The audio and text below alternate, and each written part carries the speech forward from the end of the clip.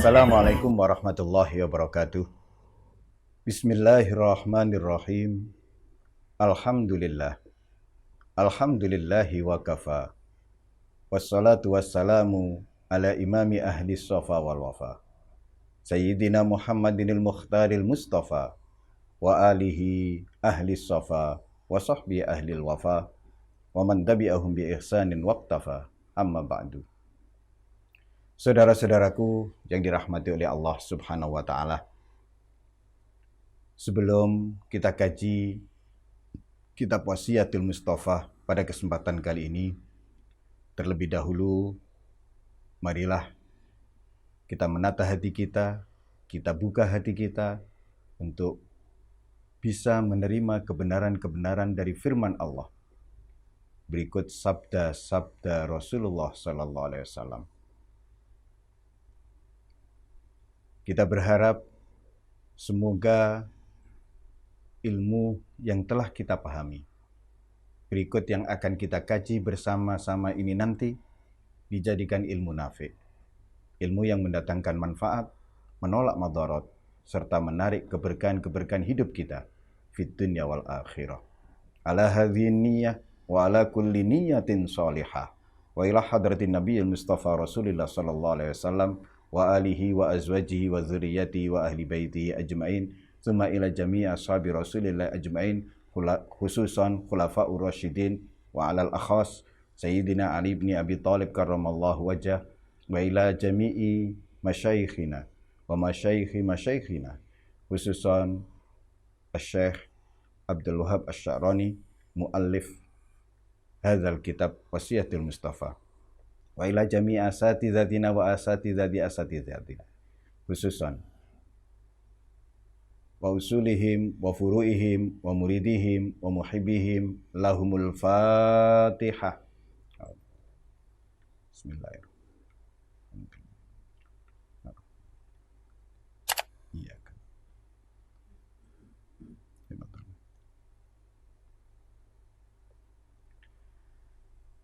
Qala Rasulullah sallallahu alaihi wasallam, ya Ali, la sakha'a liman la haya'alah.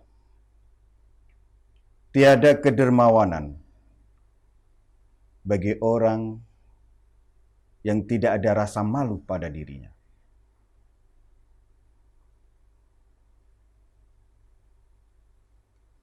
Artinya, dermawan tidaknya seseorang itu salah satu indikasinya adalah ditentukan oleh rasa malu yang ia miliki. Di wasiat ini Rasulullah mengaitkan kedermawanan dengan rasa malu.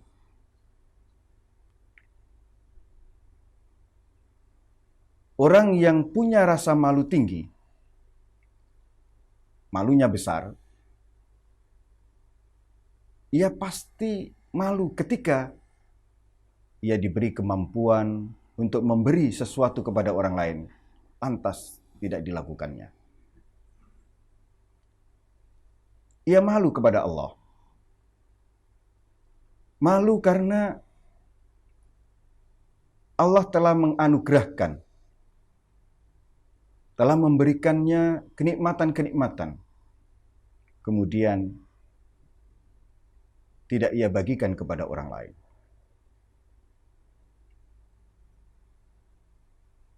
Nah, rasa malu ketika punya kemampuan untuk memberi,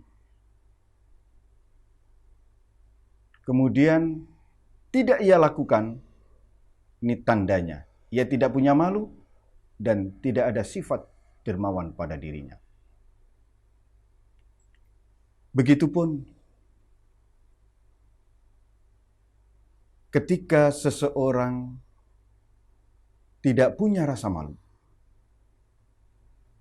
ia pasti berbuat sekehendaknya sendiri.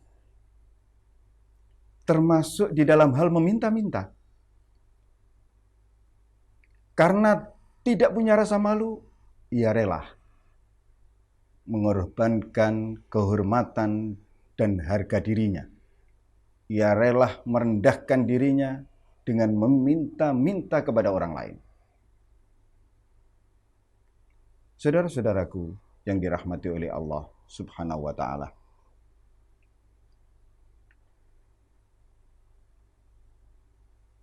seseorang yang tidak punya malu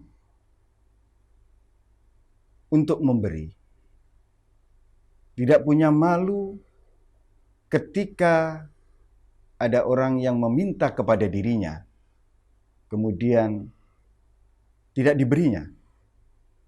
Ini ketika dia meminta sesuatu kepada orang lain pun, dia tidak punya rasa malu. Walhasil, orang yang tidak malu ketika tidak memberi, ia juga tidak malu ketika ia meminta-minta. Saudara-saudaraku yang dirahmati oleh Allah Subhanahu wa Ta'ala, kita tahu bahwa Rasulullah sangat membenci peminta-minta. Bahkan beliau melarangnya. Dan para ulama sepakat hukum meminta-minta itu adalah haram.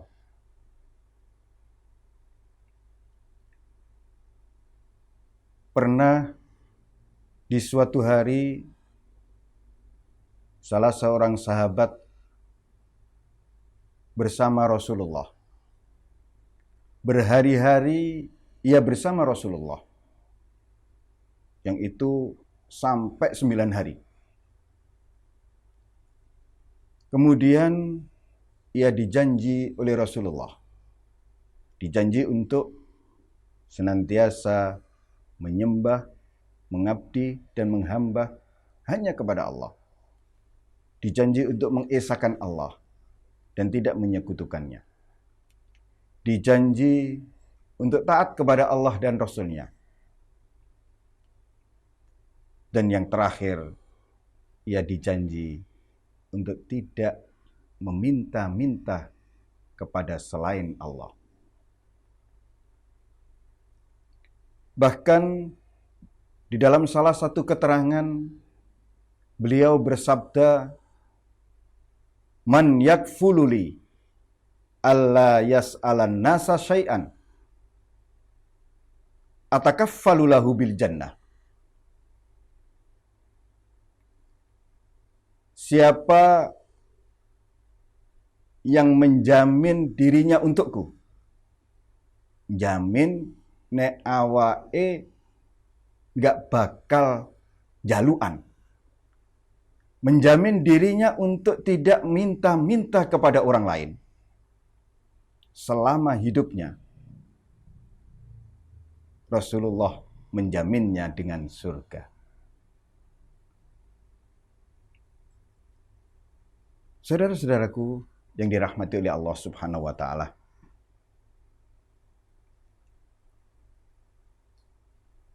itulah jaminan Rasulullah kepada orang-orang yang berjanji selama hidupnya tidak minta kecuali hanya kepada Allah. Saudara-saudaraku, kita semua tahu bahwa Rasulullah Shallallahu Alaihi Wasallam adalah manusia paripurna. Beliau adalah teladan agung bagi seluruh umat, lebih-lebih umat Islam.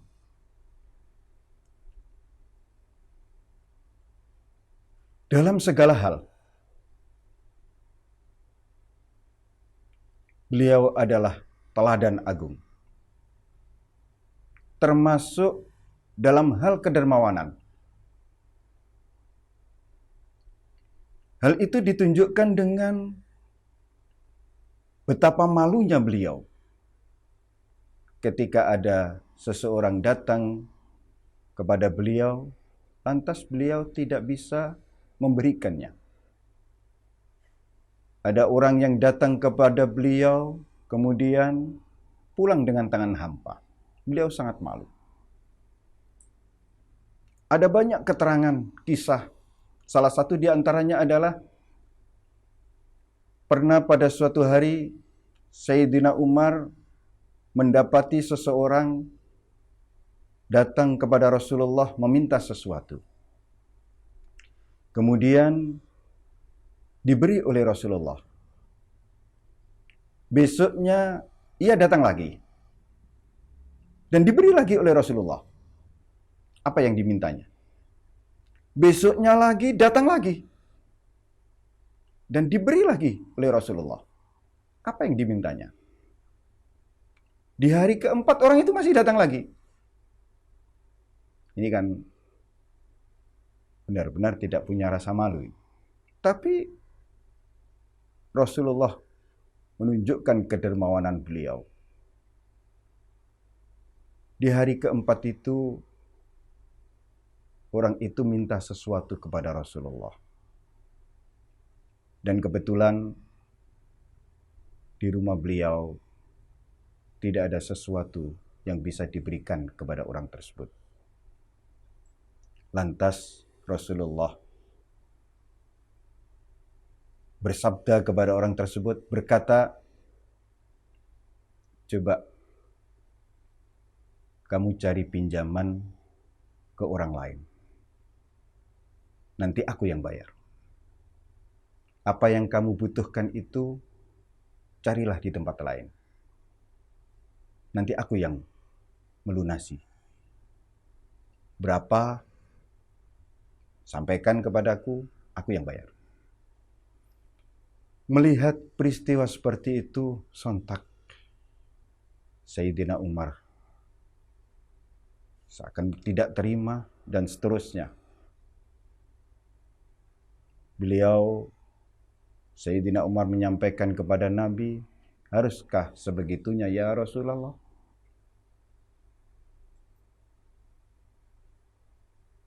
Kemudian masuk salah seorang sahabat,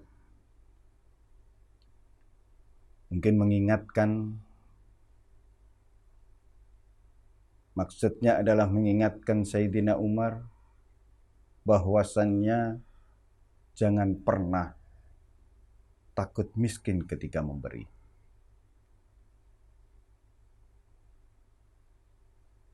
Saudara-saudaraku yang dirahmati oleh Allah Subhanahu wa Ta'ala, Rasulullah tersenyum mendengar apa yang disampaikan oleh salah seorang sahabat tadi.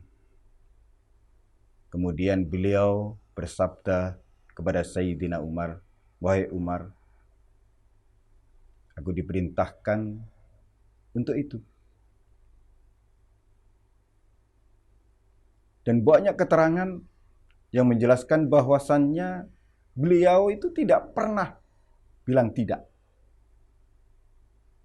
Ini menunjukkan bahwa beliaunya senantiasa memenuhi harapan, permintaan siapapun yang datang kepada beliau.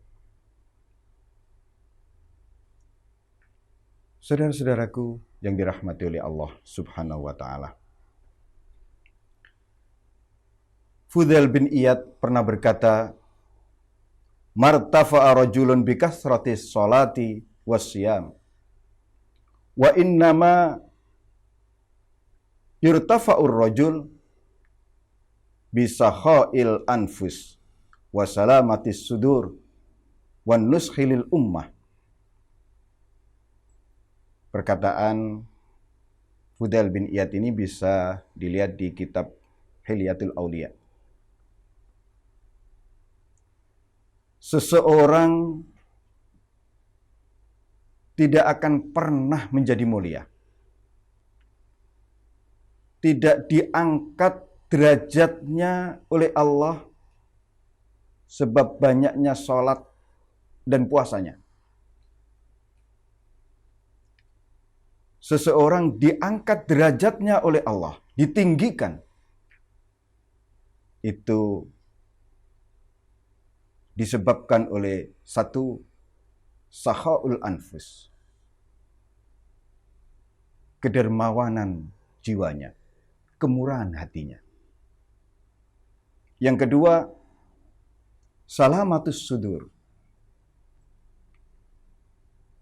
selamatnya isi dadanya, kelapangan dadanya, keluasan hatinya. Digarai, disalahi, dirugikan. Ini orang yang ditinggikan derajatnya senantiasa memaklumi, memaafkan, dan seterusnya. Dan yang terakhir, disebabkan nasihatnya kepada umat, ia senantiasa memberikan kebaikan-kebaikan kepada masyarakat. Senantiasa memberikan nilai positif di tengah-tengah masyarakat. Kehadirannya senantiasa ditunggu, ketiadaannya dicari. 3 hal itulah yang menyebabkan seseorang diangkat derajatnya oleh Allah. Semoga dari wasiat Nabi kepada Sayyidina Ali ini, iman, Islam, mahabbah dan ma'rifat kita terus menaik hingga sampai puncak. Yang dari situ salah satunya ditandai dengan semakin besarnya rasa malu kita. Malu kepada Allah. Ketika Allah sudah banyak memberikan kenikmatan-kenikmatan kepada kita, lantas kenikmatan itu tidak kita bagikan kepada yang lain. Malu kepada Allah karena Allah adalah zat yang serba mencukupi, yang sudah menjamin rizki kita. Akan tetapi masih saja kita meminta kepada orang lain, berharap pemberian sesuatu kepada orang lain. Inilah sifat yang harus kita tumbuhkan, sifat malu.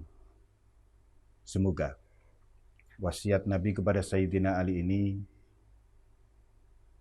kita jadikan pelajaran, kita renungkan untuk bahan evaluasi diri kita masing-masing.